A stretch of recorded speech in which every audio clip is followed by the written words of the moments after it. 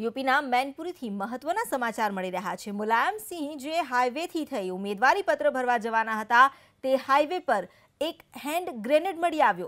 આ hand grenade મળ્યા બાદ મુલાયમસિંહ યાદવનો રૂટ બદલી દેવામાં આવ્યો છે।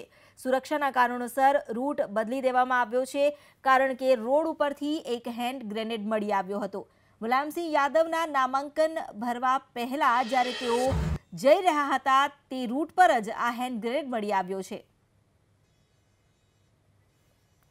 મેનપુરી નેશનલ હાઈવે નંબર 2 પરથી આ હેન્ડ ગ્રેનેડ મળી આવ્યો। આ હેન્ડ ગ્રેનેડ ત્યાં કેવી રીતે આવ્યો, કોણ તેમાં સંડોવાયેલું છે તે અંગે હાલ તો તપાસ ચાલી રહી છે, પરંતુ સુરક્ષાના કારણોને જોતા તકેદારીના રૂપે મુલાયમસિંહ યાદવના રૂટને બદલી દેવામાં આવ્યો છે। હવે તે બીજા વૈકલ્પિક માર્ગથી ઉમેદવારી પત્ર ભરવા પહોંચી રહ્યા છે।